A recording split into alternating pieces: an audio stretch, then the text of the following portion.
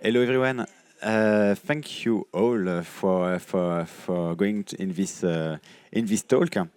How to monitor and secure your no-code infrastructure. So I'm Benoit and the co-founder of NCScale, a monitoring and security product for your no-code stack. So not only for Bubble, but today we'll talk about Bubble.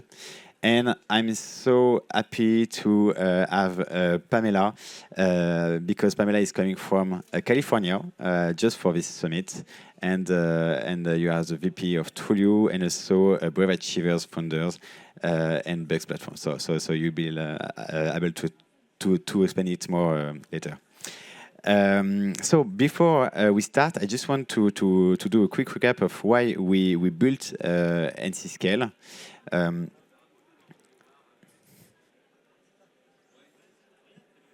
So it just in the wrong, it's perfect. No-code tools are a success because it's easy to use. And today, when you are pushing boundaries, it's really hard to ask more features to no-code tools because they are simple to use, because it is a success because they are simple to use. So we need to remember this before asking more features to push boundaries, and also for security. They miss so many features for security. And when you are building something big, you are in a weird, unknown place that you don't know if you can do critical application with your no-code stack, because you are not sure if it is secured, if it is reliable, and if it is scalable. So at NCScale, we are like Nike, creating the famous sneakers for Michael Jordan. We will want to create the best equipment and the best product to help those no-coders who are pushing boundaries to do it in the best way. So we really create the best product for this kind of new no-coders. And thanks to them, we have also new deep integration because they are asking for their no-code tools to be integrated with NCScale. And thanks to them, we have today new deep integration with Xano and WeWeb, and soon even Zapier. So I hope so that soon Bubble, but it's not yet the case. So thank you all advanced no-coders. And now I can give the mic to Pamela. Thank you, Pamela. Thanks, Manal. Hi, everyone. All right. Okay. So, my name is Pamela Alamola, like Benoit said earlier, and I am delighted to be here. Thank you for inviting me. I'm still a little bit jet lagged, so bear with me a little bit. I wear two hats, and it's really, really funny, but it makes my life, I think, interesting a little bit. Two hats because I got a full-time day job. And then I also have a full-time nonprofit running. And my day job is as the VP of Product Design at Trulio. Trulio is an identity verification company in United States and Canada. We are actually headquartered in Canada. And everything that we do as a company is really very, very focused on security. So what keeps us awake is how do we beat the bad players, if that makes any sense. But before I joined Trulio, I had already started a nonprofit in my years at ServiceNow. And this nonprofit, the idea there is we work to equip people on how to create better designs, but we focus on minority groups to equip them. I'll tell you a bit more about that as we go on. I don't want to bore you too much on that. So, but for today, before I have to share the story I have for you, I want to talk about why design the security of your no-code application. Why do you need to design it? Think about it. Okay, but before that, I want to share this story with you. It's a journey back when I was 10 years old, And my father, my mother, myself, the whole family, we were going for vacation somewhere prior to a trip that was supposed to be with the French class. So I was in a French class. I happened to be in Prague, Praha to be specific, for those who know where Praha is. And at the airport, I was the one assigned to carry the family guitar. I tried to get an image here for you guys. I had the family guitar, and then I couldn't find my dad, my mom, I couldn't see anybody again.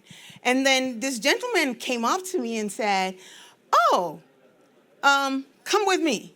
He was official, he looked serious, he was tall, huge, and everything, so I went with the guy. And then we got into this room, and then he put the guitar on the table, and he started bringing out tools. So as I stood there, I realized this guy was about to dismantle our family guitar. 10 years old, I was frozen on the spot. I didn't know what to do. And then my dad came in. Phew. you know, as, and he flashed his passport, which was red, to this guy, and they had quite a bit of an exchange. And the guy quickly, put the guitar back into the case and handed it to me. It was like, okay, oh my gosh, what's going on here? I learned a lesson that day. And the lesson that I learned is that there are different levels of security access. Until then, I was just a kid walking around in the airport, and I had no clue that there are certain search levels that happen in the airport. And there is a certain kind of passport you will have that doesn't subject you to certain things. Some of you might have heard of what we call diplomatic immunity. And nearly 4 decades later, I finally get to go to the trip that I missed, because that incident caused us to miss our flight. And in the reverb, I ended up missing my flight to the school event that would have been with other kids to go to Paris. So I was looking forward to coming to Paris at 10 years old. It meant so much to me. But not until Monday was I ever able to step my foot in Paris. 4 decades afterwards. What is the lesson I learned from that? I mean, what does that mean? Unpredictability is a key issue in life. It impacts everything. That issue that happened, I couldn't have predicted it was going to happen, but it happens. In your work, in your business, in your application, everything we create, we have to understand that we need to think about unpredictability. We have to understand that security, when you're thinking about it, you've got to think about the fact that you can't predict everything. And because you can't, you got to think about how to scale. I learned the importance of authority and clearance that day.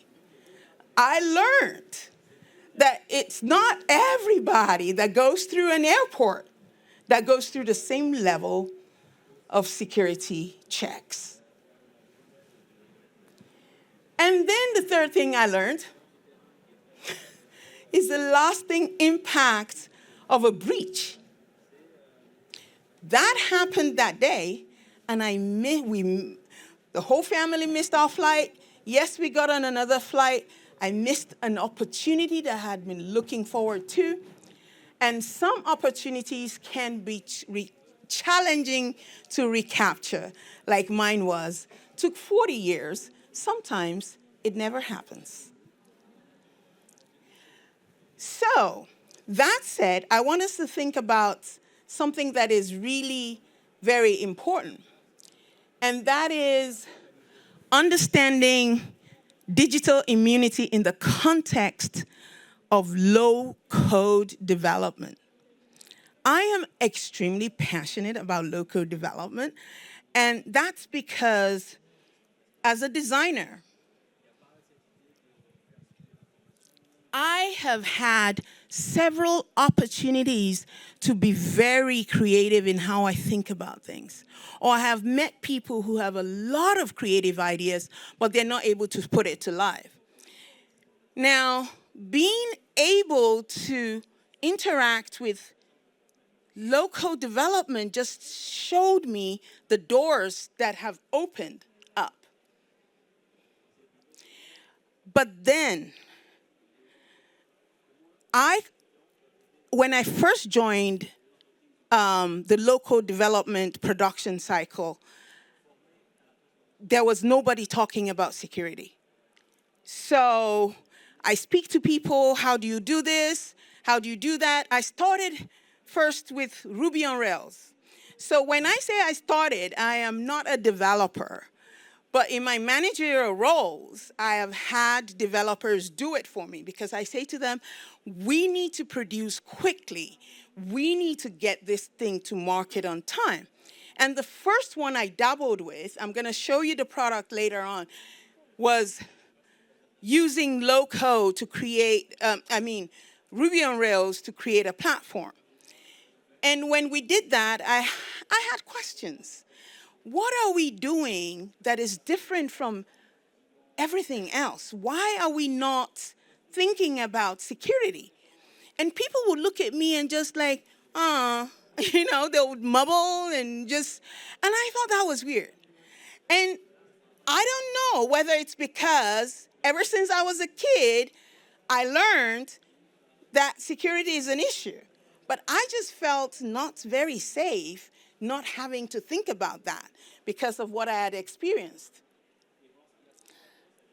Now, in order to buttress that fact, I want to share this quote here on the screen. It's written by the U.S. Department of State. It's an online document.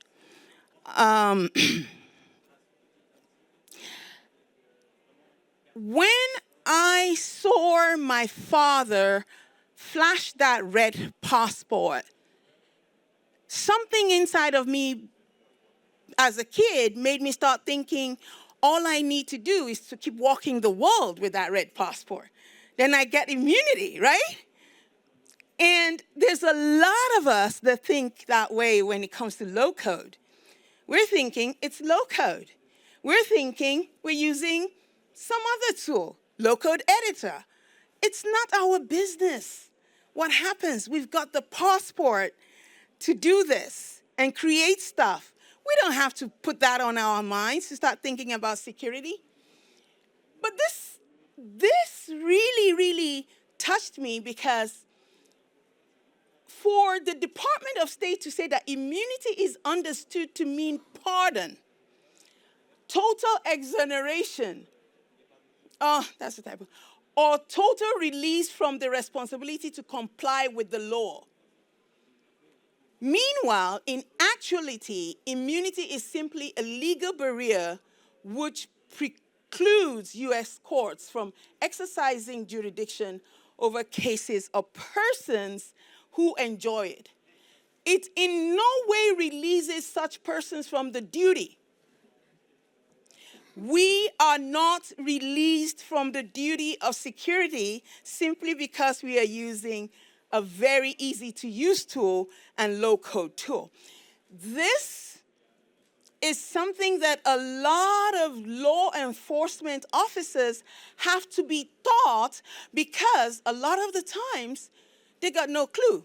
They meet a diplomat or a diplomat's kid. They're thinking diplomatic immunity. Don't touch them. Just don't touch them. And what that does is it expands that sense of you can't touch me on one side, and the fear of repercussion and paperwork that the law enforcement officer has to do. Stay with me because I'm going to bring this all together so that you can see what we're talking about.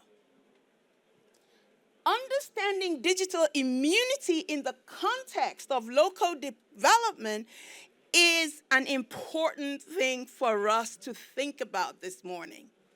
Why? We are not immune. And it's not our developers' responsibility only. The developer has a part to play. But for every one of us who is involved in the conceptualization, the design, the idea, the product management piece of this, we have to think about digital immunity not being something that means we have no responsibility. Now, I wrote this here because I wanted it to resonate with us. Amidst the evolving landscape of hybrid development, it's our collective duty to foster conversations about low-code benefits, which I'm sure many of us are passionate about here, with the security piece of it at the forefront. So when you're thinking about building your application, what I'm trying to say is, are you thinking about security first? Now, Benoit was quite surprised this time last year. Was it this time last year, everybody? When we reached out to him and we were like, when are we going to be able to use N-Scale? And he was like, what do you want to do with it? We said we were about to release a product and we need to implement it. He was like, but your product is not yet live. I said, yeah, it's not yet live. We need to think about the security before it goes live. And I remembered him saying, that's unusual. Most people come after something has happened. So it's a really, really important thing for us to understand that unless we are thinking about this as part of our design, as part of our foundation, it will be to our demerit. My background is in architecture, so my first degree is in architecture. And in architecture, you always have to think about your foundation. But before you think about your foundation, you've got the plan of a property. Anybody can attest to that. If you've ever seen a property built, there's usually a plan, a drawing that you look at, and that is what tells you everything that's going to be in the foundation. So what we're saying, what I am saying today is that the foundation of your application doesn't come afterwards. You got to think about this from the onset. Then what then shall we do? What do we do? There's so many products out there. There's demand to go to market on time. You have pressure. If you have a boss, somebody's breathing down your neck, go live date. What shall we do? Here is my recommendation.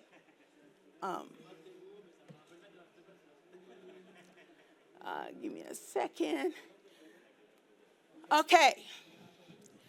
Integrating traditional development teams with low-code teams on projects is not an easy task. So if you're going to be handling a low-code project within an organization, my experience with this over the last 10 years has been there are several things you've got to think about. And it's not just about what are we building, it's about the strategic approach you're taking to build what you want to build. You have to understand that there's a culture and a mindset that would need to be addressed. It is just like when I arrived, myself and my daughter, we were so excited until we wanted to get a cab. Okay, and we stood there and he was speaking in French. He was black and he was speaking in French. And I stood there and I looked at my daughter and I looked at him and I said, shouldn't a powerful say? At least I know how to say that from my class 40 years ago. And he was like, oh. And so we started using our hands to demonstrate until we got and understood each other. We couldn't leave that place until he knew where we wanted to go, and we knew how much he wanted to charge, and that was what made us enter the car. We didn't speak each other's language. In your organizations, especially when you're dealing with enterprise organizations, believe it or not, you don't speak the same language, even though you might speak French to one another. Each person's career background is what they have at the back of their minds when they want to address a problem. And so, when you think he's a developer, shouldn't he understand what we're talking about? Not necessarily. Because I remember my first week at Trillium. And we were talking about what we wanted to build. And then I went to meet one of the directors of IT. And I said to him what I wanted. And he said, oh, what you just described sounds like something that might take quite a while, Pamela. I said, quite a while? What do you mean quite a while? How much of a while? He said, it sounds like a 2-year project to me. I was like, no. I nearly had a fit. Then I calmed down and I reminded myself, speak his language. Understand his language, then let him know what you're looking for. And that was how I was able to tell him, okay, you're thinking traditional way of doing this, the normal, coding practice. I was thinking something else, low code, speed. This thing we're trying to build, it's not going to be used by a particular set of people. And that was where we started the conversation. And he was like, low code, I know of it, but we don't do it here. And that's how we started the conversations on, is there anything stopping us? But my agenda had to, first of all, go to the back pocket because I had to make sure communication was addressed. Communication was addressed. Skills was addressed and training, meaning that, okay, if we're going to do this, is there anybody who is existing in the organization that has certain type of skills in order to help us achieve certain things? And then the more we began to have those conversations, we now started looking at if we're going to use a tool, what tool will it be? Then we now had to start thinking, which of the tools is suitable for an enterprise company that takes compliance into consideration? Because when you're thinking enterprise, you have to also think about compliance as well. And then the scalability of that tool, that was something we didn't have an answer to. Why? Because you all know, we are all trying to break the boundaries of some of these tools. Sometimes people tell me, you can't do that with Bubble, you can't do that with this. And I go like, you know what? Let's try it. And then we try it. And then we ask questions around. And then we find out it works. So, scalability and performance, we didn't have answers to that, but we knew that is something we needed to address. Quality assurance and testing, you all know about that. Documentation, which is a huge thing when you're thinking about developer docs, as well as governance and oversight.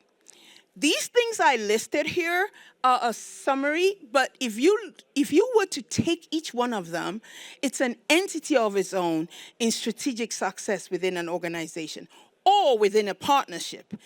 And that means if you're creating a product and you want your product to hit the roof, and you want enterprise companies to buy your product, There are certain things you're going to have to think about. Anytime a vendor reaches out to me, I have 3 questions I ask of them. Why? Because if their product doesn't meet my compliance standards, there isn't a conversation. And so does that mean never start? I wouldn't say so. But when you start, are you thinking about that scale is the big thing that we spend time to think about. So 10 prominent security risks for no-code and low-code applications. I put this together because I figured there might be somebody in the room who actually wants to have an idea of what to look out for. Excuse me. Now, I ordered them in the order that I think is priority, meaning number 1, to me, is super, super important. Number 10 is important, but not at that scale. So 1 to 10, 10 being the lowest. Authentication and secure communication failures. That is like, you have to think about this. Actually, in my notes, I actually have a very simple way of describing it. I said, it's like giving a stranger the keys to your home because you thought they were a family member. I'm breaking this down in the simplest of terms. This is not negotiable. It's not something you can afford to fail on. You can't give the key to your house to a stranger thinking they're family members. And then someone pretending to be you to gain access to your private things, which is account impersonation. Pretending to be you and gaining access. I'm coming, just taking them one after the other. Authorization misuse. Does anybody want to guess in the audience a simple example of what that could be? Anybody in the audience? You want to give it a pass? No one? I just want to make sure you're hearing me or following what I'm saying. Okay. Authorization misuse is me taking, oh, I don't have my badge on. Me having a standard badge and then wanting to go into a VIP section without having that level of authorization. If we begin to think about these things in everyday terms and not in complex terms, I think communication with our peers would be a huge one.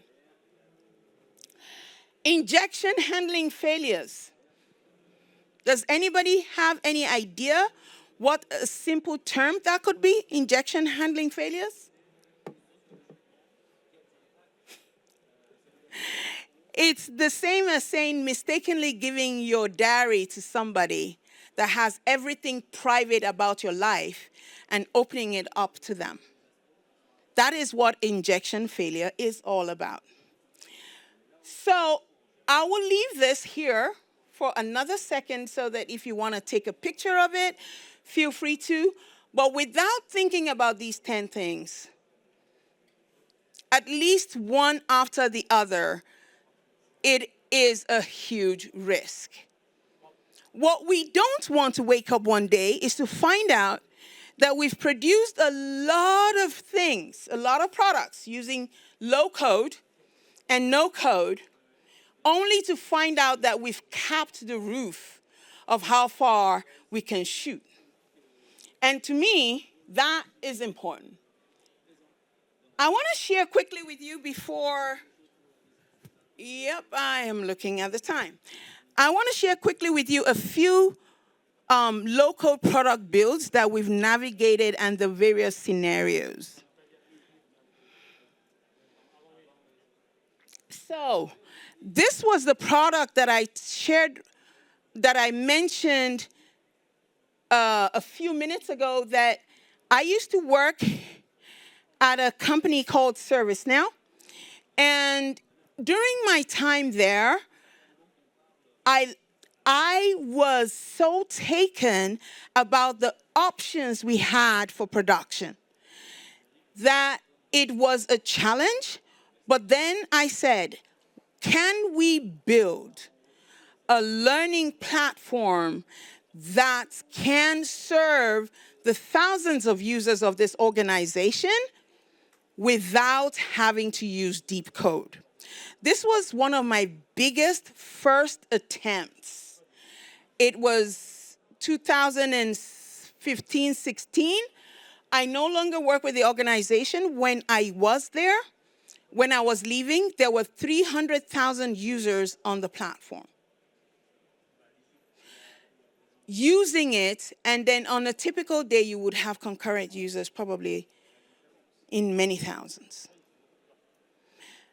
When we started our conversation, it was a lot of communication. IT, dev teams, managers, everybody had an opinion. Everybody wanted to say, this is how to do this and do it securely. But what was critical was having somebody in the midst that was ready to explore, but was determined to take the steps to take this forward. Another product that I want to share with you is UX Professional. Now, this is a Brave Achievers product. With this product, we thought about what is the problem out there? The problem is a lot of people want to design, they want to create great products, but they don't know the science behind it. And they find it so hard to go to school and learn. So we decided to build something simple that we could put on UX, on Bubble, and then test it with N-Scale. So I'm going to quickly go through. These are just screens from it. And then in Brave Achievers, we had to create a box platform. People come to Brave Achievers to say, hey, we need a squad. We need a squad of people that can come into our company, handle design, handle UI, handle low-code development, but we need them for just 2 months. We need them for just 3 months. That's what we do in Box. And we needed a platform for managing that. Again, we were able to whip this up. So these were all the reasons why I was chasing Benoit, that we need security for our products. Now, this is not the last, but it is one of the most interesting aspects of this conversation. I don't know if anybody here uses N-Scale. But if you use N-Scale, it's critical that you understand some of the values that N-Scale can give to you on your product.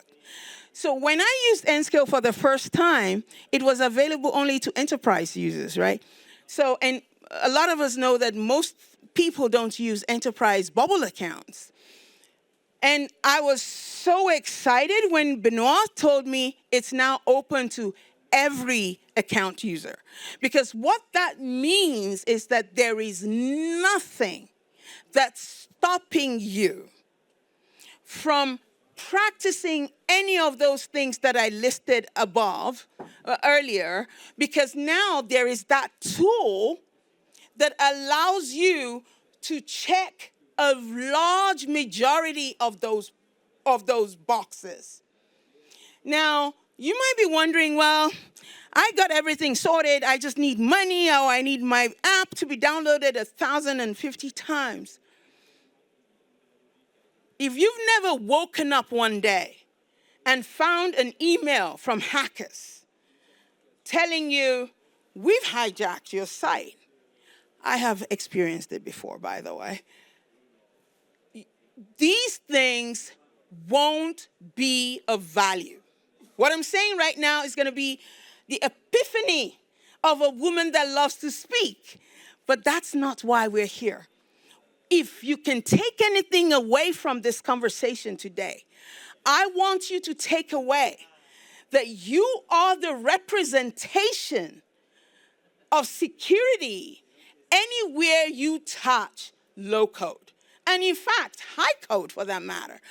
But you can only make impact if you can speak the business language that will allow the sort of funding and support that you need to make your things, your products fly. So inasmuch that this room might be filled with developers, I didn't do that question asking when I started, or product managers or CEOs. What is important is you want to be able to wake up one day, run your security check on your product. As you can see, I marked that out because at Brave Achievers, we've got loads of organizations that we create products for. And see results like this and know what to do next. What to do next is what is critical here. When you see results like this, the purpose of N-Scale is not to tell you all hope is lost. I don't have my screen here, but we did this test 2 weeks after, and all this was running green. But we had to do a lot of things to get that done. I won't be able to go into all of these in detail, but these are steps of what to do when you run your test and you find out things are missing. It's important to be able to speak that communication language with your developer so that you and them understand that the security of your platform is not your job alone. It's not their job alone. It's a unified job. It's a unified responsibility. Somebody's got to fund it. Somebody's got to support it. And everybody's got to go past that language barrier so that you don't wake up one day the way I woke up and I saw an email saying, we've hijacked your website. Thank you very much.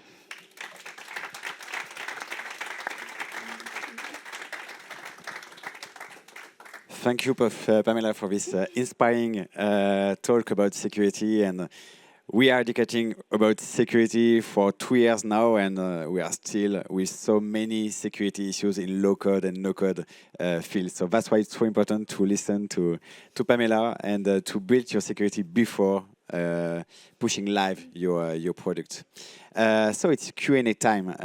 Have you some question to Pamela or I? Thank you for the presentation. I have multiple questions, actually. So the first question is, on your website, I've checked out that you guys have something called the partial integration with other platforms, such as Glide in an instance, since we are using Glide. We wanted to check out demos that you guys have been handling, or case studies, but unfortunately, since there's no documentation, this is number one. Number two is, not all the platforms, most of the platforms, they take care of the security and the access control for the platforms itself. So what is the added value for N-Scale in that kind of situation? Since you guys have spoken about the impersonation and hijacking your identity and so on, but most of the app builders, they have a lot of single sign-on, which is already authenticating with other platforms such as Google as a single sign-on. So where's N-Scale gonna play the role in this situation? Okay. Yes. Firstly, we are integrated only with Bubble for the security.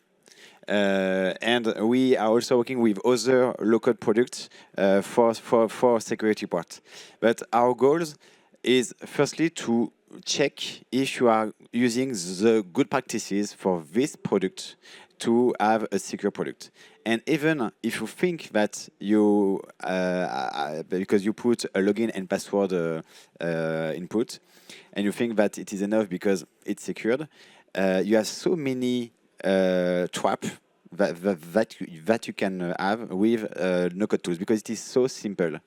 And if you compare some tools like Mendix, like ServiceNow with Bubble tools, it's very different because they are way more simple and security is at the end and not at the beginning. If you use Mendix, is a low-code platform, security is at the beginning, so it is more for developers. But when you give a product to all people because it is user-friendly, you can start by security if you want to grow. So the no-code tools are hiding security things because it's just breaking the onboarding of new users.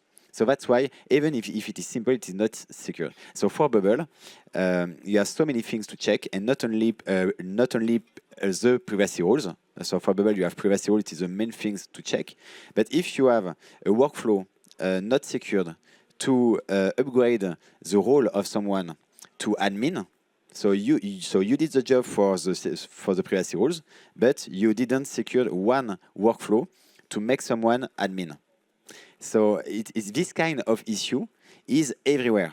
So it's not easy to secure a no-code platform, and I think it is the same difficulty than a code application, and we underestimate it for no-code application. Have you the question?